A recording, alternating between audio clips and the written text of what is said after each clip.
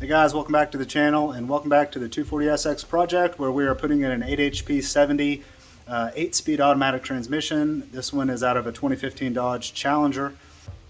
So we're doing that project, and in today's video this is going to be an update on where I'm at. So the update is that I have a drive shaft finally for the car. This drive shaft is a 3-inch shaft and it's 40 something or other inches long, I forget, and then it telescopes right here.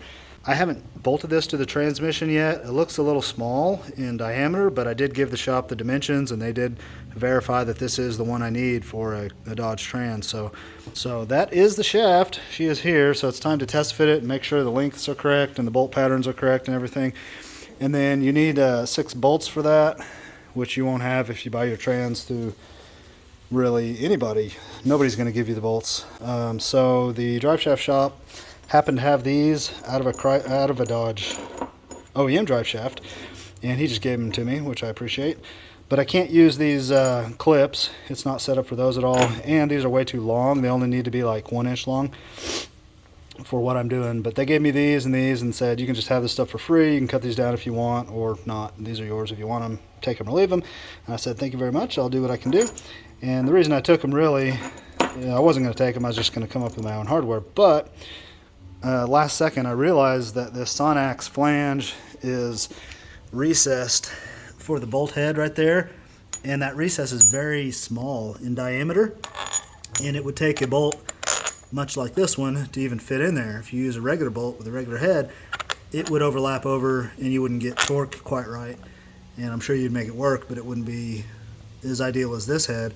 So I think I'm just going to try to use these and then cut them down, and then hope there's enough room here to get a star socket in there. I hate star sockets too. They work fine, but I just much rather use regular hardware, but this is what I got, so I'm going to try to make it work. But anyway, that's where we are on the drive shaft. Basically, there's my wiring box and zip ties and wiring tools, quite an assortment of crimping tools at this point. So I've been spending a lot of my time right here over this last week rewiring and wiring in the HTG transmission computer, which is right here. So this right here amounts to like 10 hours of work. Even though it looks like a mess right now, I promise when it's all put where it's supposed to go and bolted up and affixed down, it actually all looks pretty decent. I think I've showed you guys the shift indicator, but I do now have the instrument cluster installed again, so you can see the shift indicator in the instrument cluster now in the dash. It's over here on the right side. That square screen there will show me park, reverse, neutral, drive. 1, 2, 3, 4, 5, 6, 7, 8. Man, that's a mouthful. 8 speeds in this thing. So that thing there will show me park through 8. It'll also show me transmission temperature and speed. Oh yeah, I forgot about that. This thing will show me vehicle speed. So now I can have a digital speedometer happening over there on the right side, which is going to be cool. That's where we are. I'm super pumped on how things are going. We're actually really close to I need to wire that 12 volt input, I need to put fluid in the transmission, and I need to put the drive shaft in.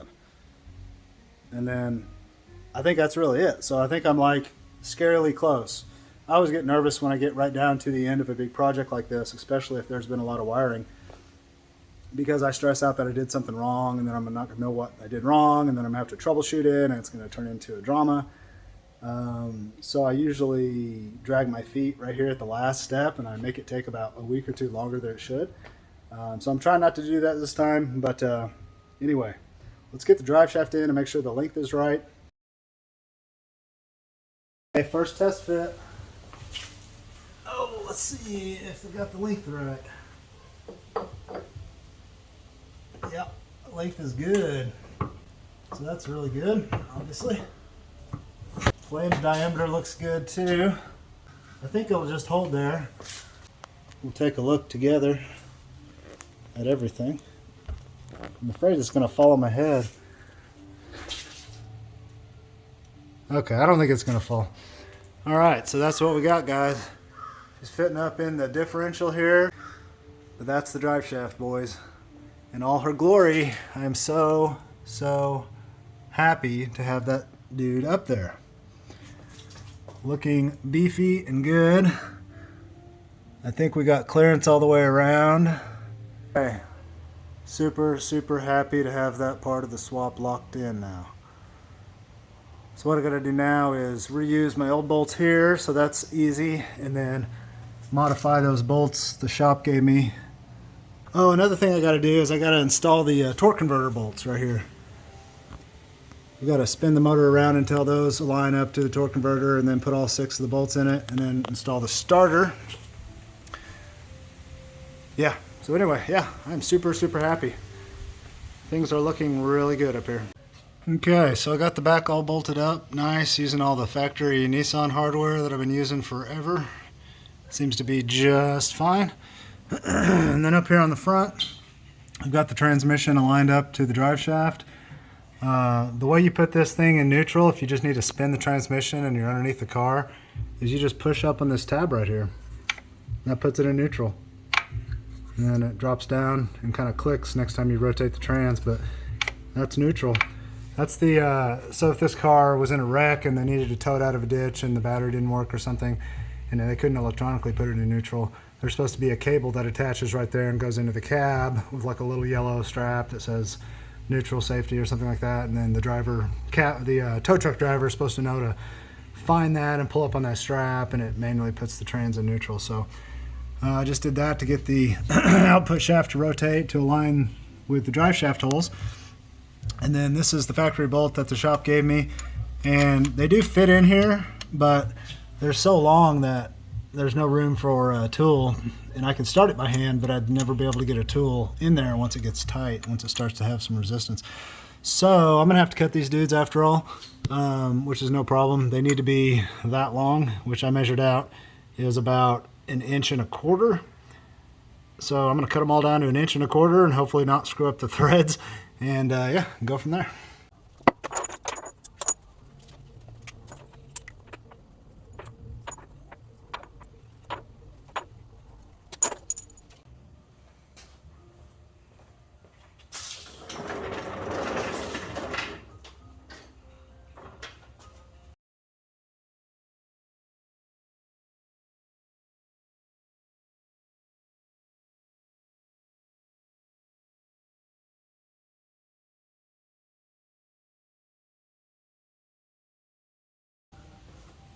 Okay, let's see if this sucker will go. And the bigger question is, can I get a tool on it? Is there room for a tool? Okay, so I've got it started, but it's getting quite tight already. There's no chance I'm getting a tool in there. Can you see that?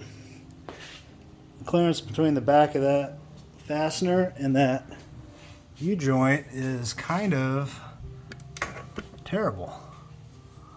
Like, how am I supposed to get a ratchet and a socket with a star head in there?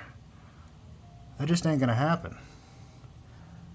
What do I need? Some sort of a 90-degree Allen wrench? Do I just need an Allen wrench, or is it? No, it would have to be a star-headed Allen thing. What the heck am I supposed to use there? It's gonna be the same problem on this one. And all of them, I think. I don't know, let me think about that for a minute. But I'm gonna start by chasing all the threads on the transmission flange just to make the hardware easier to install by hand. My thinking is, if I can get it threaded in all the way by hand until the very last few threads, then I'll have more space for the tool.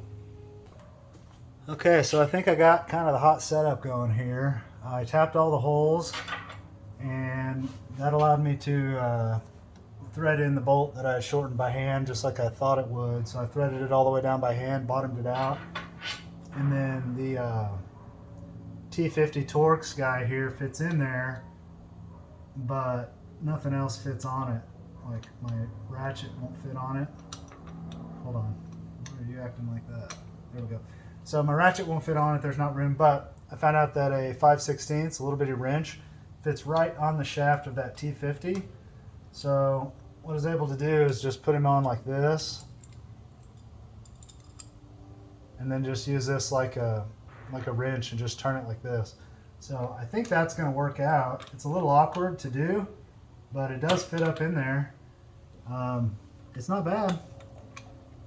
Space is kind of at a premium, so not a lot of room to work, but that's just the nature of the car, not the tools. Alright guys, so I think that's going to be it for this video. I'm going to leave you with a picture of Oscar, our cat. He's my shop cat. He comes up here and hangs out with me. Hey buddy, I hear you. So we've got the drive shaft installed and all the bolts in and all the problems solved, and everything is torqued and tight and looking good. I am so stoked to have that crossed off the list. I also went ahead and did the torque converter bolts and put the starter in, so all this is locked in now. And here you can see the starter nose clearance where I notched the transmission. So that's how that all worked out. Looks pretty good to me.